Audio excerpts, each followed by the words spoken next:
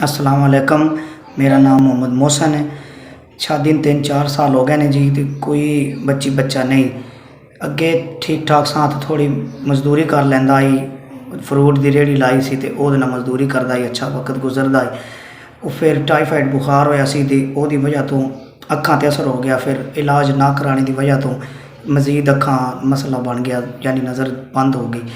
तो बीवी मेरी ये 2-3 घरां दा काम करती है जी, तो टाइम को वक्त पास होंदा वे। तो उन मजदूर हाँ, कोई काम नहीं कर सकता।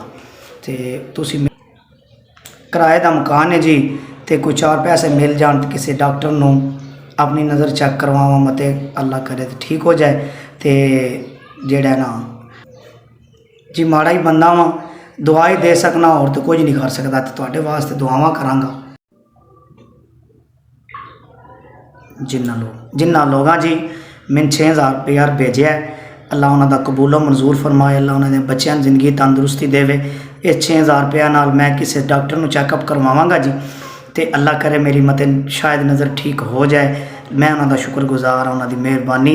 अल्लाह ताला उन्होंने बरकत उन्होंने कारोबार च बरकत अता फरमाए, अल्लाह ताला उन्होंने बाड़ा देवे, मौला उन्होंने अपनी इज्जत साइयां इज्जत नाल नवाजे जी। मैं उन्होंने लोगों का फिर शुक्रिया अदा करना जिन्हें मैंने 6000 रुपया भेजा है। तो मेरी आमदन का जरिए ही कोई नहीं सी, आमदन की कोई नज़र ही नहीं आती पी सूरत।